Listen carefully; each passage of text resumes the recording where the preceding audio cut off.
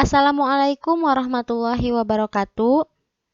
Selamat datang siswa-siswi baru SMA Al-Fatah tahun ajaran 2020-2021. Perkenalkan, nama Ibu Rohmah Alina Rasyida. Ibu merupakan salah satu guru di SMA Al-Fatah Limbangan. Kali ini Ibu akan membahas tentang perilaku hidup bersih dan sehat. Ibu harapkan kalian simak baik-baik video ini. Mari kita mulai saja videonya. Hai, namaku Corona. Aku adalah virus. Kamu tidak dapat melihatku karena ukuranku sangat kecil. Aku berasal dari Wuhan, sebuah daerah yang berada di Cina. Lalu, bagaimana aku bisa sampai ke rumah kalian? Nah, ini virus corona sangat kecil. Di saat kalian berkumpul dengan teman-teman, bermain, berkumpul dengan orang-orang banyak, di sanalah aku akan menularkan dengan sangat cepat. Ketika kalian pulang ke rumah, kemudian kalian terinfeksi virus itu pun akan menyebar ke anggota kalian. Orang tua kalian, keluarga kalian juga. Nah, jika aku sudah menginfeksi kalian, aku dapat membuat kalian sakit. Demam, sakit kepala, batuk. Jika aku sudah masuk ke tubuh kalian, organ pertama yang aku serang adalah paru-paru. Dan menjadikan kalian itu akan sesak napas.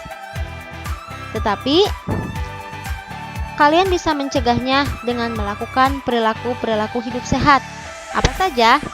Yang pertama, rajin mencuci tangan dengan memakai sabun. Yang kedua, menggunakan masker ketika bepergian. Yang ketiga, hindari bepergian jauh. Memasak makanan hingga matang. Hindari menyentuh bagian wajah. Hindari kontak fisik secara langsung. Hindari kerumunan. Jaga jarak minimal 1 meter. Membuang sampah pada tempatnya, dan terakhir, rajin-rajin berolahraga. Kemudian, agar kalian tidak terinfeksi, lebih baik kalian tinggal dulu di rumah. Lakukan kegiatan-kegiatan yang kreatif, produktif bersama keluarga kalian, supaya kalian tidak bosan selama belajar di rumah. Apa saja yang bisa kita kerjakan? Belajar, mengerjakan tugas, mengaji, kemudian berolahraga secara sederhana, dan membantu orang tua. Ingat, jaga selalu kesehatan dan kebersihan diri dari rumah kalian. Semoga keluarga kalian dijaga dan diselamatkan oleh Allah Subhanahu wa Ta'ala. Nah, itu sekilas tentang corona yang sedang terjadi kepada kita semua. Lalu di manakah lokasi PABS itu? Di mana saja kita itu menerapkan perilaku hidup bersih dan sehat? Di mana? Yang pertama, di rumah. Yang kedua, di sekolah. Yang ketiga, tempat kerja, tempat umum. Terakhir, fasilitas pelayanan kesehatan, puskesmas, klinik, rumah sakit. Kita bahas satu-satu. PHBS di rumah.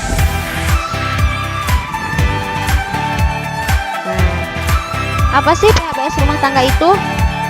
Upaya untuk memberdayakan anggota rumah tangga agar tahu, mampu, dan mau melaksanakan perilaku hidup bersih dan sehat. Ada berapa? Ada 10 indikator PHBS di rumah tangga. Yang pertama, melahirkan di fasilitas kesehatan. Di sini tujuannya menjamin keselamatan ibu dan bayi, menggunakan peralatannya yang bersih dan steril, lengkap. Jadi kalau mau melahirkan itu jangan di rumah, tetapi di puskesmas, di rumah sakit, di bidan. Kemudian yang kedua, memberikan ASI eksklusif, karena ASI itu yang terbaik. Yang ketiga, menimbang bayi balita setiap bulan, karena bisa mendapatkan penyuluhan gizi. Kemudian mengetahui apakah bayi itu sehat atau sedang sakit. Yang keempat, menggunakan air bersih. Jangan air semburan kalian pakai untuk mandi, kalian pakai untuk cuci piring, sama saja bohong. Umum juga ya. Yang kelima, mencuci tangan dengan air bersih dan sabun. mencuci tangan dengan air bersih dan sabun dengan air yang mengalir. Kemudian yang keenam, menggunakan jamban yang sehat. Kamar mandi itu harus bersih, tidak boleh bau. Kemudian harus dibersihkan setiap 1 minggu 1 kali. Yang ke-7, memberantas jentik nyamuk. Lingkungan rumah itu harus menjadi bersih dan sehat karena terhindar dari penyakit DBD dan penyakit lainnya juga. Kemudian yang 8, memakan sayur dan buah setiap hari. Ya, makan sayur buah itu setiap hari, jangan sampai setiap hari kalian makannya gorengan saja. Yang 9, melakukan aktivitas fisik setiap hari, lari atau jalan-jalan keliling komplek, keliling rumah juga bisa kan. Ke-10, tidak merokok di dalam rumah. Bagi laki-laki yang suka merokok itu tidak boleh nih, di lingkungan sekolah apalagi ya. Oke, itu sudah. Kemudian yang kedua, PHBS di sekolah. Perilaku hidup bersih dan sehat di sekolah. Bagaimana sih? Apa sih itu PHBS di sekolah?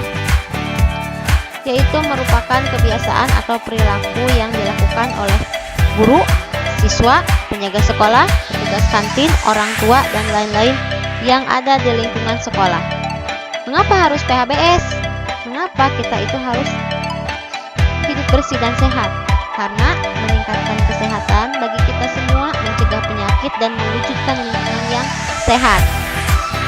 Apa saja indikator dari PHBS di sekolah? Hampir sama, mencuci tangan dengan air yang mengalir. Di rumah juga harus ya. Kemudian yang kedua, itu mengkonsumsi jajanan sehat di kantin sekolah. Jadi di kantin teh jangan jajan seblak terus atau jangan jajan gorengan terus. Yang ketiga, menggunakan jamban yang bersih. Jambannya itu bersih, wangi, tidak bau. Yang keempat, olahraga yang teratur dan terukur. Karena di sekolah itu ada pelajaran olahraga, jadi tidak ada alasan untuk tidak mengikuti pelajaran olahraga. Memberantas jentik nyamuk. Kemudian tidak merokok di sekolah, itu dilarang, tidak boleh. Menimbang berat badan dan mengukur tinggi badan setiap 6 bulan sekali. Jadi kalian tahu apakah tinggi badan kalian sudah naik atau tetap. Terus membuang sampah pada tempatnya, karena sekolah sehat prestasiku meningkat. Kemudian di sini ada PHBS di tempat kerja, hampir sama semuanya juga, harus cuci tangan, tidak merokok, kemudian juga mengkonsumsi makanan yang sehat dan bergizi, kurangi menggunakan plastik dan styrofoam, memanfaatkan kertas bekas, kemudian matikan komputer apabila tidak digunakan, letakkan sampah atau buanglah sampah kepada tempatnya dan pisahkan antara sampah basah, sampah kering, dan sampah yang berbahaya. Di sini ada PHBS institusi kesehatan, di klinik, di rumah sakit, di puskesmas. Nah, sama, harus membiasakan hidup bersih dan sehat, apalagi di bidang kesehatan. Menggunakan air bersih itu harus.